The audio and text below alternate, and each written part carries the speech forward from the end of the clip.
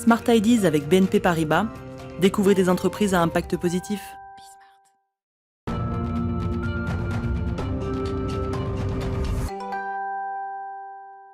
Smart Ideas, la bonne idée du jour, elle est signée Mathilde Blétry, bonjour.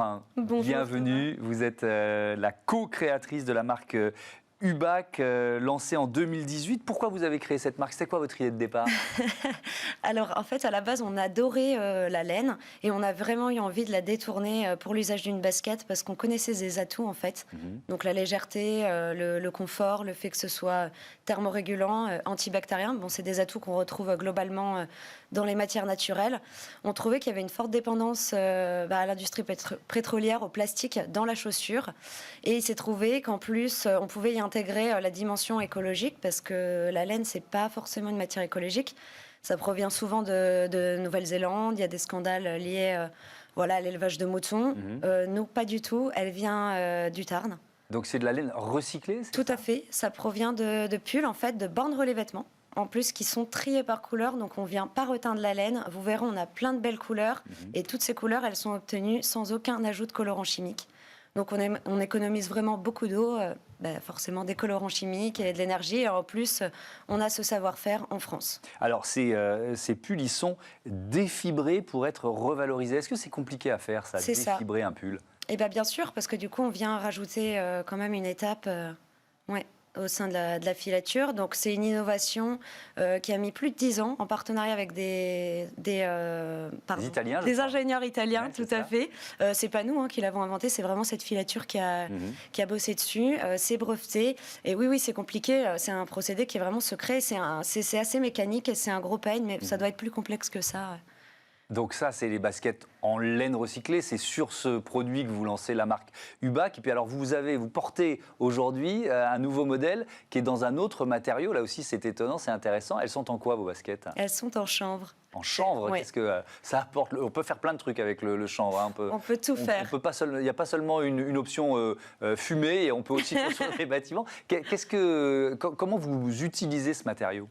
Alors, déjà, on l'a choisi parce que c'est la fibre la plus écologique du monde textile. Vraiment, il y a eu plusieurs études qui sont sorties dessus, il n'y a pas de doute. Malheureusement, c'est une matière dans le textile qu'on a beaucoup abandonnée. Donc, comme vous le disiez bien, on en produit beaucoup du chanvre. On est le premier producteur européen, mais malheureusement, pour le moment, on l'utilise que dans l'isolation. Donc nous, on a vraiment envie de revaloriser cette filière textile déjà en Europe et en France, et on travaille dessus. Donc là, pour le moment, le nôtre, il provient d'Espagne, mais dans quelques mois, on espère, il y a des tests qui sont en cours pour vraiment le réintégrer en France, et c'est une matière qui ne nécessite pas d'eau, pas de pesticides, qui est très solide, donc qui est très intéressante, et on a réussi à faire quelque chose aussi de confortable en le mélangeant au lin.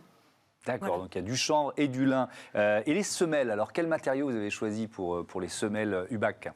Alors, toujours pareil, on privilégie des matières naturelles à faible impact. Ouais. On utilise de l'éthanol de canne à sucre pour une semelle très légère, donc qui vient remplacer l'éthanol du pétrole par de l'éthanol de canne à sucre. C'est un peu le même procédé que pour faire de l'alcool.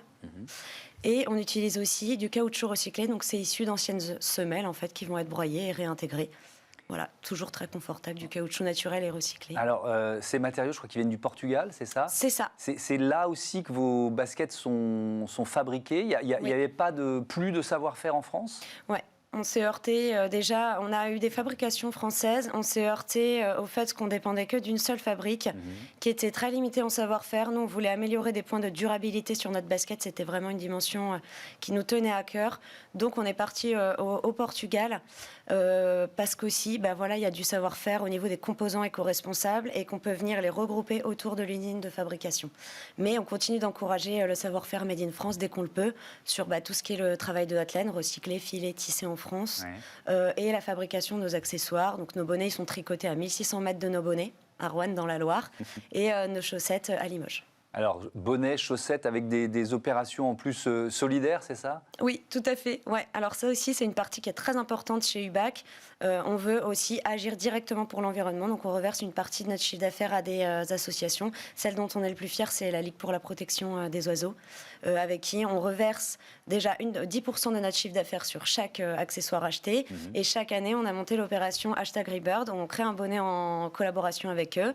On lance en précommande sur un mois et tous les bénéfices sont reversés à cette organisation. Et cette année, on a levé 5 690 €, donc on est très contents. Eh ben, parce que c'est 3 fois plus que l'année dernière. Bravo. Donc, voilà. Merci beaucoup. Mathilde Blétry, bon vent aux baskets et aux accessoires Hubac. Voilà, c'est la fin de cette émission. Vous pouvez nous retrouver sur bismarck.fr, évidemment, 7 jours sur 7, 24 heures sur 24. Je vous dis à demain. Salut à toutes et à tous.